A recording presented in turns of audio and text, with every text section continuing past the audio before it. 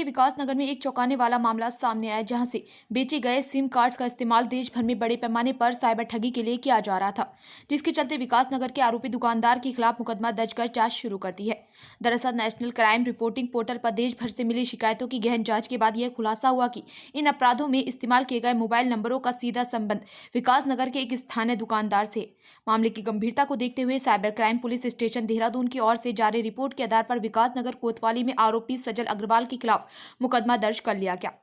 जांच में यह तथ्य सामने आया कि विकास नगर के मुख्य बाजार में दुकान चलाने वाले सजल अग्रवाल ने साल 2022 में चित्रा टेलीकॉम से बीएसएनएल के सिम कार्ड बेचने के लिए थे। इन्हीं सिम कार्ड्स में से 18 ऐसे नंबर निकले जिनके जरिए देश भर में लाखों रुपए की साइबर धोखाधड़ी का अंजाम दिया गया। पुलिस के अनुसार जब साइबर वित्तीय हेल्पलाइन और राष्ट्रीय पोर्टल पर आई शिकायतों की लोकेशन ट्रेस की गई तो इन नंबरों का पॉइंट ऑफ सेल यानी पीओएस सजल कम्युनिकेशन पाया गया। विकास नगर कोतवाली के प्रभारी निरीक्षक विनोद गुस्साई ने पुष्टि की है कि आरोपी सजल अग्रवाल की भूमिका संदिग्ध पाई गई है और धोखाधड़ी की धाराओं में केस दर्ज कर आगे की तफ्तीश शुरू कर दी गई है।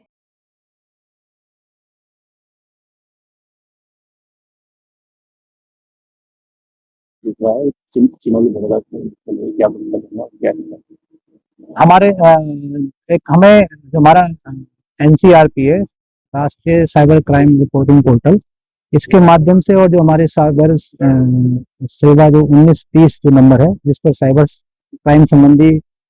अपराध की जो है सूचना की जाती है, तो उस रिपोर्टिंग पोर्टल के माध्यम से हमें एक सूचना प्राप्त हुई थी अपने साइबर सेल के माध्यम से कि एक सजल कम्युनिकेशन के नाम की हमारे यहाँ कोई शॉप है जिसके द्वारा ऐसे सिम बेचे गए हैं जिनके द्वारा पिछले कुछ समय में साइबर वित्तीय धोखाधड़ी की गई है।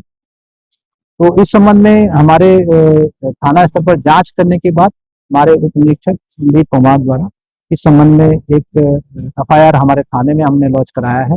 और जिसमें सजल अग्रवाल है प्रथम दृष्टया जिनके द्वारा ये सजल कम्युनिकेशन जो है शॉप चलाई जा रही थी, तो इसके मालिक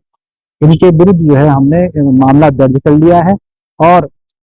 अब इसमें विवेचना हमने जारी कर ली है। जो भी साक्ष्य हैं, साक्ष्य संकलन की कार्रवाई के बाद जो भी विधिक कार्रवाई वो अमल में लाई जाएगी।